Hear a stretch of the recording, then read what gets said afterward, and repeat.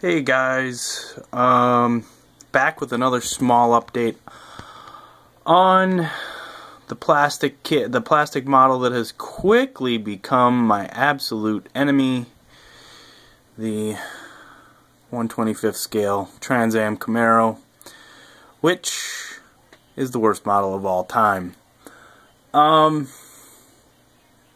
Little bit of progress this week, not a lot.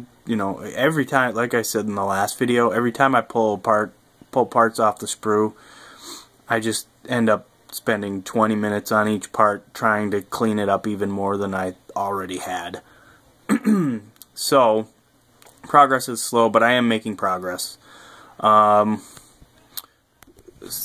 obviously what you see there is most of the chassis is complete, including the fuel cell now. And the rear end is in the car. I'm going to angle the camera a little bit better here. So as much as I hate this kit, and believe me, I really hate this kit, one thing that has impressed me was how since everything's so black, it's hard to see, but if you see this V-frame here, this is a piece that goes in on top of the rear end, and then the fuel cell, the edge of the fuel cell sits down over the edge of this framework. That stuff went in, oops, get my finger out of there. The way that actually went together, it went together beautifully. And that's about the only nice thing I can say about this kit so far. If you see these hoses, which again, their color callouts called out for black, I have to touch them up because they got all scratched up, and some of that framework there is all scratched up because they just go. It was such a fight to get that hose into that position, and now that it's in there, I kind of wish that I had painted those in a reddish orange for some color contrast, but piss on it. That's the way it's going to be. I just got to touch up those little scratches on there. You can see I detailed the top of the fuel cell there, and then I detailed the top of the battery box. I went in and hit some of the roll cage with, I just brushed Pledge over the top of it to give it a little bit of a gloss. Again, for some contrast, because everything was so black and just it's so dull to look at a lot of this. So just brushed a little bit of Pledge over some of that roll cage to just give it a gloss look. And yeah, that's where I sit. I think I'm about to start working on the transmission and engine, perhaps. I don't know what step is next. So yeah, that's the update on that. I have a few more acquisitions. These are going to be, although I'm really tempted to get some more, but these are the last acquisitions that I'm going to get here for a while. Obviously until I'm back from my vacation. Took forever for these things to get here. It took well over 2 weeks for them to get here from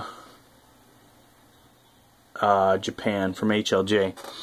First two are kits that everybody's been showing off. The Slave One, the Bandai. This is the last of the stuff that HLJ was willing to ship out before, they had the blow up where you can't ship out of Japan anymore, the Star Wars stuff. Alright, anyway. So there's that. That'll be fun.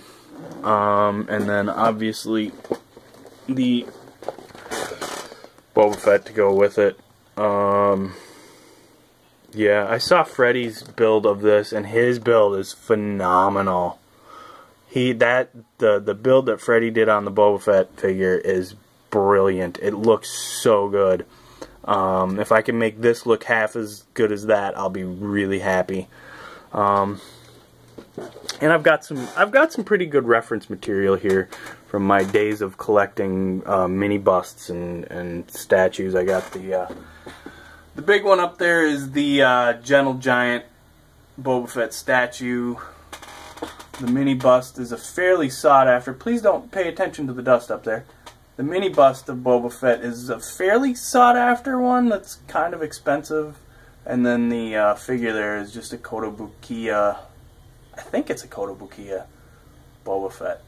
So I've got some pretty good reference here in the house that I can use when I'm working on this guy. So yeah, that's that. And then two more kits. The first one, sorry for shaky cam again. First one, this is going to be a kit for some time down the road. I was looking at HLJ. These next two are both Gundam kits.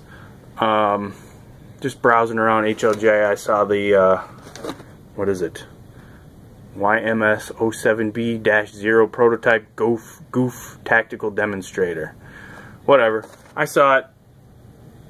I worked on one of these as a master grade kit. I did a flight type version of this. I think they're really cool looking.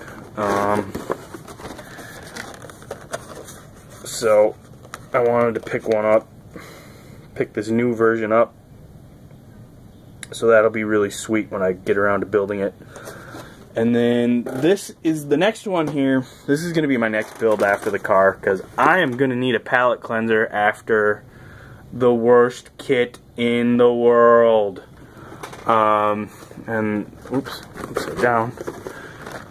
I got a real grade Gundam Astray red frame. And I'm just going to kind of do a naked build of this. I'm not going to paint it, because if you see on that, it won't focus. There it is. Kind of in the center, you see the parts runner there? They molded somehow red and white plastic on one runner. However they did it, it's really cool, but to go, and those are really small parts. And it would be really hard to mask those off and paint them. Yeah, you know, a giant robot that's what, I don't know how big these are actually supposed to be, 6-7 stories tall, the size of a small building, that has a katana. It's believable. So I'm gonna open this real quick and see if I can find that runner. But yeah, I'm just gonna do here it is, right here. Red and white plastic molded together however, whatever voodoo they did, I'm sure they just pressed that together. But that makes it, since that's so small and there's so much, it would be so hard to mask that off and paint it individual colors. So I'm just going to do a naked build of this. I'm not going to paint it. I'm going to gloss coat it. I'm going to get some water slides for it, pin wash, and dull coat it after that. And this should be the easiest Gundam kit I've ever built. Maybe, I don't know. I say that and I'll probably fight with it. Anyways, that's it. That's gonna be my next build. After I finish my mortal enemy here. That's pretty much it. Thanks for watching, guys. I'll have another update when I have more progress on the worst kit in the world. Thanks for watching, everybody. See you, bye.